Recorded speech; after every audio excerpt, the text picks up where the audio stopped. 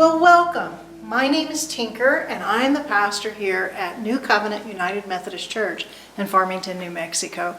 I am so glad you're joining us for worship today, and I hope that you will check out our website at www.newcovenantmethodistnm.org so you can learn more about us. And if you'd like, we can send you our monthly newsletter. Send us an email at ncumcfarmington@hotmail.com, and we'll make sure you get it.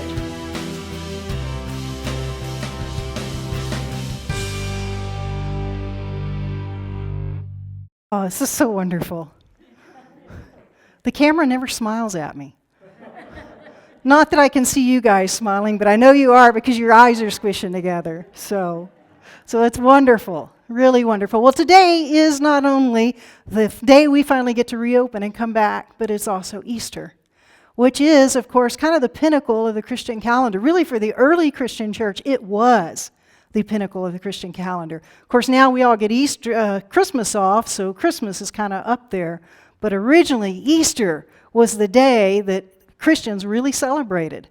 Darcy's always argued that we should have fireworks on Easter because it is our Independence Day as Christians. It's an exciting day. And I could spend some time telling the Easter story, but I think everyone here knows it. We all know the story of the cross and then the empty tomb. So I really want to talk about something a little bit different today. I want to talk about our response to Easter, how we should respond, how we should celebrate Easter, not just on this day, this Sunday, but every day of the week. And I want to do that through a story. And this is a story actually written by Walter Wangerin. And I'm going to adapt it a little bit and retell it. And it's the story of the rag man. And you get to be in this story, okay? So put yourself there. You're walking down the street, and you see a man pushing a cart. And in that cart, it's just a grocery cart, he's got a pile of rags. And you think, well, that's kind of odd. I mean, you've seen just about everything, right? You know, people selling flowers on the street and Rolexes on the street. But rags? What's the point of selling rags? And just out of curiosity, you watch him for a little bit. He just looks like an average guy, except for his eyes. There's something about his eyes that are a little bit different. They look so intelligent, but so piercing. You really don't want him to look you in the eye because you feel like he could just read every thought, know everything you're feeling in your heart. So you avoid eye contact with him. But he happens to be going the same direction you're going to get to your car. And so you follow behind as he calls out, "Rags, rags, I'll trade your old rags for new." And as you go along, you see a street with him, a little side street, and you think, well, okay, I don't know what he was going to do with the rags, but I'm not going down the side street with him. But just as he gets to the side street, you notice that he is looking at someone, and you can hear this someone even from where you're at as well. It's a woman on the back of the back of an apartment, sitting on a step, with her knees buried up to her face and her arms wrapped around him, crying into her lap. She's just sobbing. Her shoulders are shaking with her sobs. And you're curious as you notice that the man has seen her, what he's going to do. And so you stand there for a moment thinking, well, I'm just going to make sure he doesn't go over and hurt her or something.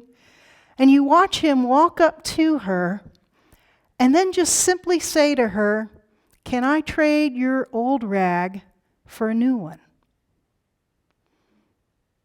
She kind of looks up at him, doesn't even answer him, and he just reaches in and takes her soaking wet rag and hands her a new one. Immediately, she jumps up, excited and happy. Her tears are gone. She's no longer sobbing and shaking, and she begins to sing. And she turns around and goes back in the house. He, however, now has begun to cry himself. and his shoulders are shaking. And he takes this rag and he throws it in his cart, and he begins to push his cart again, still sobbing as he goes. And he gets back up on the main street with you, and so you thought, well, I'm just kind of curious. I'm going to keep following him at least till I get to my car. He goes along a little bit further, and you see a little girl come out. She's obviously been playing a little rough. Knees are skint, her hands are skint, but worst of all, she's obviously fallen and hit her head because she's got this bandage. It looks like someone took a sock and wrapped it around her head to try to stop the bleeding, and it's just bleeding all down her face. And so you watch, though, as the rag man, who's been just simply calling out, "Rags, rags, I'll trade your old rags for new," walks up to her, looks at her, and says, "Oh dear, how about we get you a new bandage? Why don't I trade you your old bandage for a new one?" And he reaches in his cart, and he takes her bandage off, and he puts the new bandage around her head. And as soon as he does, the bleeding stops. But he takes the old bandage and puts it mixing in with all, and he begins to bleed. And so now he's got blood mixing in with all the tears that have been streaking down his face. And he walks off, still sobbing and now bleeding, pushing his cart and calling out, "Rags, rags, I'll trade your old rags for new." So now you're hooked. You've got to watch and see what this is. What is he doing? And you pass your car and keep following him to see where he's going to go next.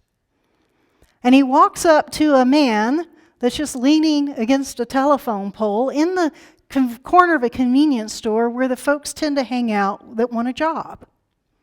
And he's the only one left there for the day.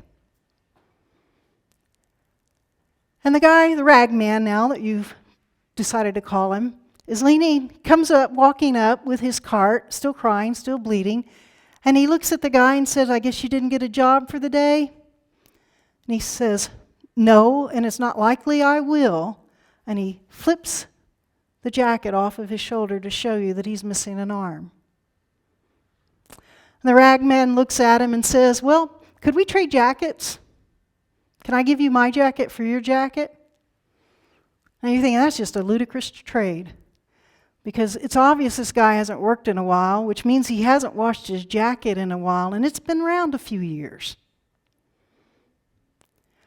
But sure enough, the guy that has been leaning against the telephone pole says to him, said, "If you really want my jacket, you can have it."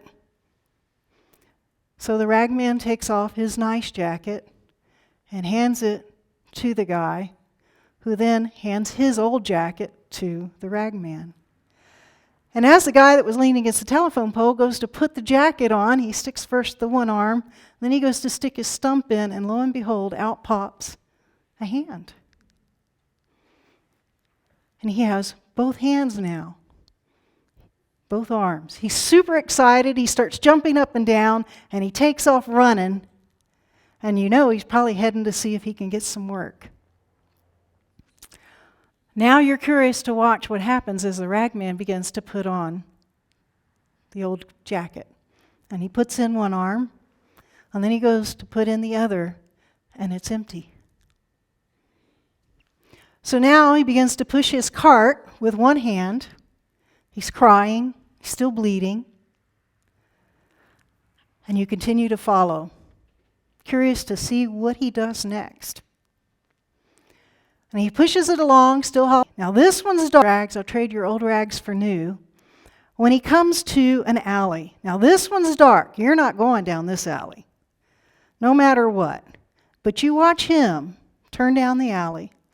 And there's a man laying on the ground in a cardboard box. And even from there, you can smell that he has been drinking super heavily. And he's got an old army blanket wrapped around him, full of holes. And the ragman walks up to him and says to him, "Tell you what, could I trade your old blanket for a new one?" Well, the guy's so drunk, he can't even answer. He just looks kind of blankly at the ragman, who just goes ahead and takes the old blanket off and pulls a rag that turns into a blanket and lays it across him. And as he does that, the man wakes up from his stupor and sits up straight, and you can tell he's thinking in a clear mind. And there's a smile on his face. And he even just looks brighter and happier. But the rag man now begins to stumble. And he goes back to his cart, pushing it with one hand, still bleeding, still crying, and stumbling and swerving as he tries to push it away. You continue to follow him until he comes to this vacant lot. And it's one of those lots in the middle of downtown where everybody's just been throwing their trash. There's nothing there, hasn't been anything there in a while. Poor area of town. No one's interested in rebuilding this area. And in it, all this trash is there, and you watch as the rag man heads into the middle of this trash and begins to make a bed in the middle of this trash pile. Kind of scoops things away, lays it out. And then he takes all of his stuff, lays it out, and lays down and goes to sleep. Now you're thinking, well, I'm going to turn around and go back to my car, but I'm so curious to know what he's going to do. But you surprise yourself and you fall asleep as well. And you sleep all through Friday night, all Saturday, and you wake up on Sunday morning, there in the trash pile with the man, the rag man. And he's woken up, and he's singing, he's bright. He's not crying anymore. There's no bleeding from his forehead. He's removed the bandage, but there's a little bit of a scar, but it looks good, looks healthy, it's healed well. He has both arms and hands, and he's obviously not stumbling anymore. And you're thinking, this man can do incredible stuff. What do I want some, I've just got to go interact with him. I want something. I don't know, what do I want? And you think, well, what do I need? Well, what I need is a new heart. I mean, my heart's so full of hate and jealousy and anger and frustration and no peace. But I can't go ask this guy. I mean, he's been doing miracles with those rags. I mean, you've been wondering what is on those rags.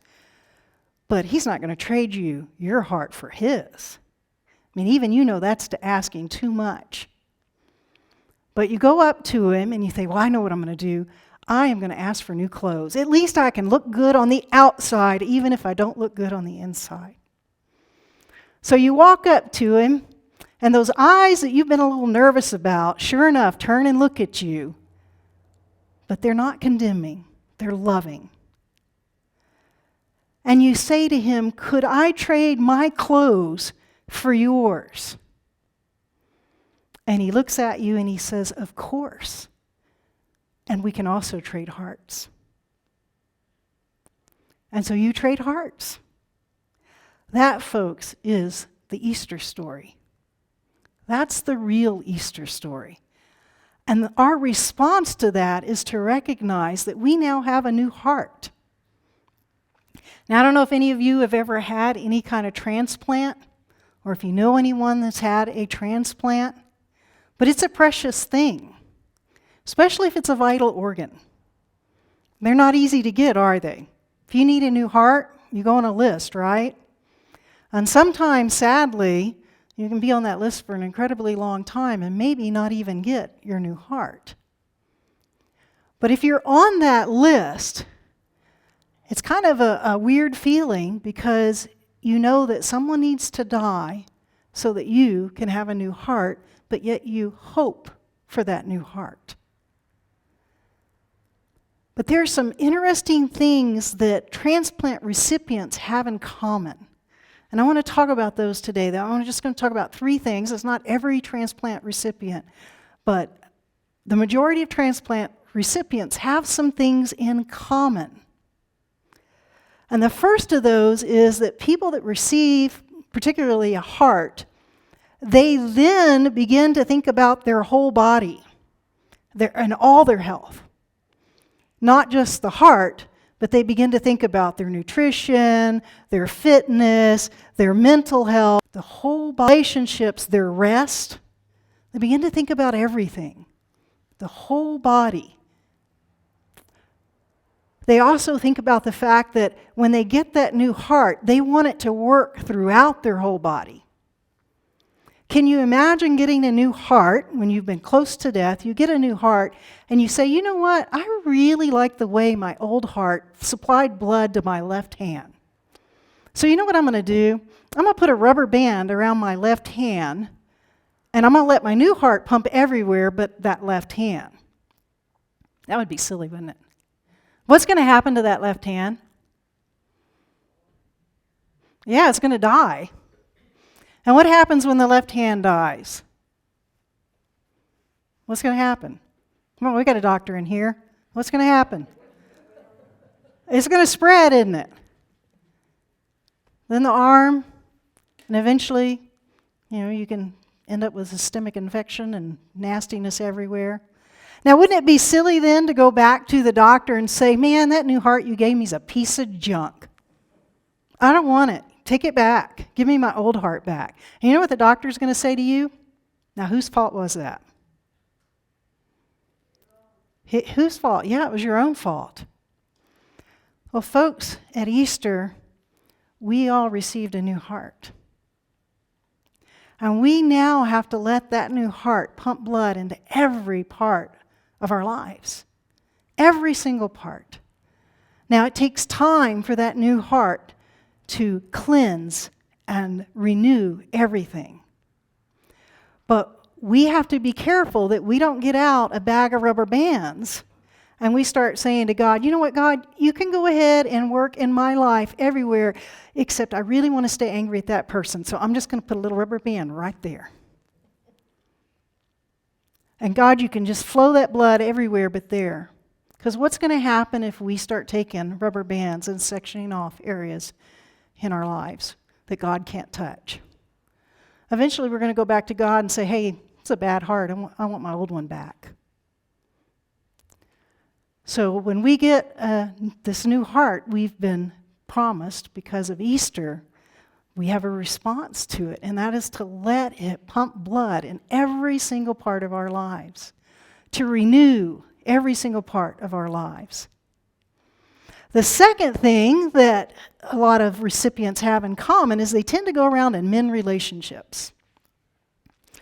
Life is precious, right? And it's short. And sometimes when you have near-death somebody else, you suddenly realize that some of the things that you let come between you and somebody else really just, in the grand scheme of things, aren't that big. They aren't worth it. And so heart recipients, transplant recipients, will often go around and mend, especially close relationships, family relationships, close friends. They'll mend those relationships. Well, folks, when we receive Christ's heart at Easter, we've received a heart that is shared amongst everybody.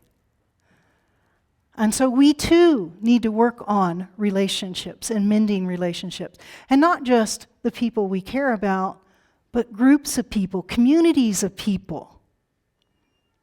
If we would recognize that everyone is a brother and sister in Christ and shares the same heart, we would realize that a lot of our differences aren't worth the arguments that we have over them. And so as much as it's up to us, we want to mend all the relationships we can, both close and far away, because no one is as far away as we think they are. We're all super close when we share the same blood. The last thing that transplant recipients tend to have in common is they live every day to the fullest. Every day matters. Bucket list, right? Got to get the bucket list done. But you know what? Transplant recipients take that a step further. It's not just about the bucket list, the big things. It's about every single day and living it to the fullest. They want to make sure that each day counts. Spending time with family. If they've always meant to paint, they're going to paint. All the things that they've always put off till someday they realize they need to start working on today. because tomorrow is a blessing. And so they try very hard to begin to do all the stuff they've always meant to do. So folks, our new heart gives us an opportunity to live life to the fullest. Easter is honored and celebrated by our response to it. And so we want to live life to the fullest, help everywhere we can. Do everything we can every day. And I don't mean exhaust yourself, because rest is important as well. But I mean that we go out every single day, and if we get that feeling that we need to call someone in the family, that we call them, and we don't put it off till tomorrow, because guess what? So we want to live life to the fullest. So the Easter story, what Christ did on the cross, I don't want to take away from telling the story about what Christ did on the cross and what Christ did on the tomb. But I feel like we need the rest of it. And that's to realize that Easter is a rags to riches story for every one of us. And every one of us has been offered an incredible gift because of what Christ did. And that's a new life, a new heart. So I pray today that we will live it, and tomorrow and the day after, as many days as you have. Live and love and rejoice and appreciate your new heart. Amen.